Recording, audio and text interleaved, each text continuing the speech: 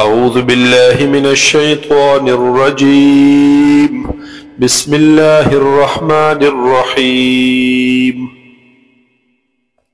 يريد الله ليبين لكم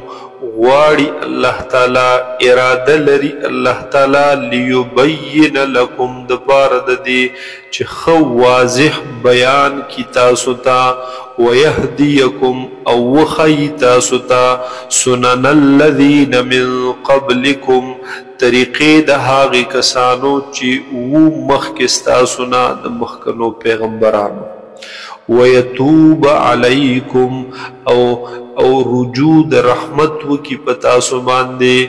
والله عليم حكيم او دے الله تعالی علم والا او حکمت والا والله يريد ان يتوب عليكم او الله تعالی غواړي چې رجوع کی پتا سو د رحمت ويريد الذين او غواړي هغه کسان يتبعون الشهوات چې هغه تابعداري کوي د خواهشاتو ان تميلوا چې واوړی تاسو د حقنا ميلا عظيما اوړېدلو غټو سرا عظیم سرا يريد الله غواړي الله تعالی ان يخفف عنكم چې اسانی راولي پتاسو وخلق الانسان ضعيفا او پیدا کړل شوی دی دا انسان کمزوره یا ایها الذین آمنوا اے هاغ کسانو چې ایمان مراوړې لا تأکلوا اموالکم مخوری تاسو مالونا د یو بل بینکم په منځ خپل کې بالباطل په باطل طریقه په ناجایزه ناحق طریقه الا ان تكون تجارتا مگر اجازت دے په هغه وخت کې چې ودا خوراک د مالونو تجارتا بطور تجارت عن تراض منکم پرزامند استاسو ولا تقتلوا انفسکم او مقتلوی تاسو زانون خپل لرا یعنی یو بالله ان الله كان بكم رحيما بشک دے اللہ تعالی پتا سبحان دے رحم کونکے ومن يفعل ذلك او چاچو کو دا کار دغ گناہنا عدوانا وظلما بطور زیاتی او بطور ظلم فسوف نسلیه نارا پس زردا چی منبا وردن کدلرا ورداخل بکدلرا نارن وورتا وکان ذالک علی اللہ یسیرا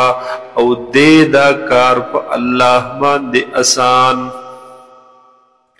ان تجتنبوا کبائر ما تنهون عنه کچرتا سوزان وساتو داغی لویو ما هاگی گناہننا تنهون عنه چتا سمنکڑلے شویئی دا حغینا نکفر عنکم سیئاتکم نمونگ بلرکو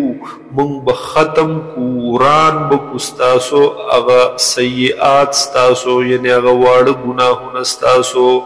وندخلکم او مونگ بداخل کتاسو لرا مدخلا کریما اغزی عزت منتا ولا تتمنوا او آرزو مکوی تاسو حغا تمنا مکوی تاسو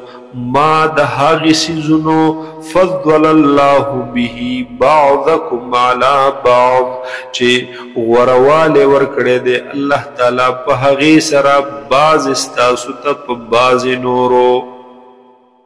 للرجال نصيب مما اكتسبوا د سړو د پاره دا برخه حصہ مما د هاغنا اکتسبو چې کوم دوی کسب کړی دي وللنساء نصیب او د خزو د پاره حصہ مما اکتسبنا د هاغنا چې کوم دوی کړی دي واسألوا الله من فضله او سوال کوي تاسو د الله نه د فضل د هغه د رحم د هغه ان الله کان بكل شيء عليما بشک دے الله تعالی په هر چیز باندې پوها عالم ولکل جعلنا موالیا او د هر چا د پاره مقرر کړی دی مونږه وارثان مما ترک الوالدان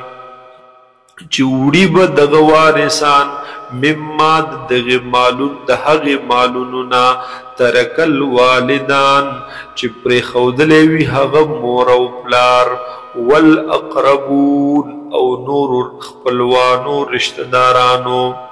والذین عقدت ایمانکم او هاغ خلق هاغ کسان عقدت ایمانکم چې تړلی وی اغه قسمون استاسو دوستی د دوی لرا فآتوهم نصیبهم پس ورکی دوی ته حصہ د دوی